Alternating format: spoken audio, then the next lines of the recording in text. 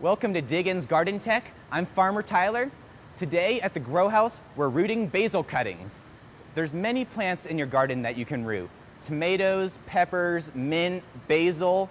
Basil is one of the most especially easy plants to root. This is a Greek basil. It's really hardy and grows well in the winter here in Colorado. When you are selecting your plant to take cuttings, you want to get a good bushy plant that when you take your cuttings, you're not removing too much plant from it. The first step of rooting your cutting is to get the right media. If your plant is destined for a hydroponic application, then you may want to use a hydroponic media, such as a rapid rooter, a rock wool, or oasis. For most homeowners, your plant is destined for the soil garden. And in that case, you want to use a light starting media. You're going to want a tray with nice defined grooves and a humidity dome. You want to make sure it's broken up really nice and there's not any big thick sticks in it. Next, you want to pre-moisten your media. Often your light potting media will be very peat heavy, and peat is slow to absorb water, so you want to pre-moisten your media.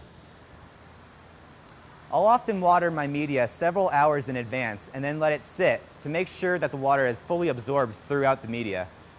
Before taking your cutting, it's important to sanitize your tools. I'm using isopropyl alcohol to sanitize, but there's many options. So for this plant, I'm going to take this little branch down here, located near the bottom. It should be rich with rooting hormones because it's so close to the roots. My first step is to remove a lot of the leaves to reduce the transpiration. This clone has to focus on producing roots. If it's transpiring too much, it can stress it and it can slow down the process of producing roots.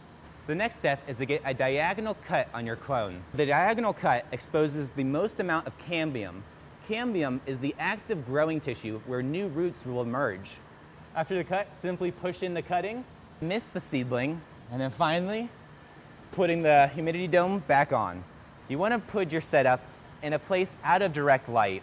This could be in the shade, under a tree if you're outdoors, or it could be a windowsill, or it could be under a T5 indoor growing light. There's a few things that you can do to help increase your chances. Rooting hormones are a great way to speed up the rooting. Another option is to increase the temperature of your root zone. This can be done with a heat mat. Generally, you want to take up your root temperature to around 80 degrees. Your air temperature should be around 75. This has been Diggin's Garden Tech with Farmer Tyler. Please follow the link for more information and to find classes available in your area.